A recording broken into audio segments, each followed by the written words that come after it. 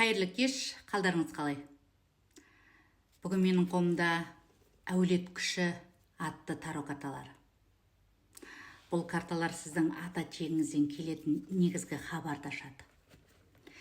Бүгінгі сұраққа түскен карталарда сіз өзіңіздің әулетіңізде бәрінен өзгеше ойлайтын жансыз. Сіз ескі көзқарастарды қабылдай алмайсыз. Ішіңізде үнемі бәрі басқаша болу керек деген сезім тұрады.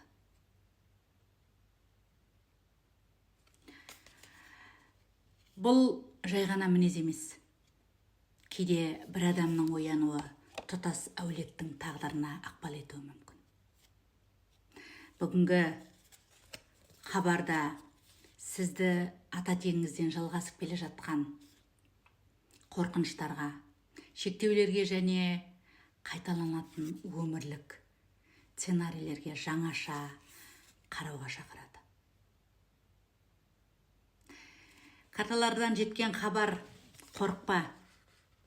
Саған берілген жол өзіңе ғана тән. Артыңда әулетіңнің күші тұр. Сен тоқтама. Жасаған әр қадамың бос емес дейді. Егер бұл хабар жүрегіңізге жетсе, бұл белгі. Хабардар адам өзінің ішкі күйіне қарай қабылдайды. Игілікке болсын.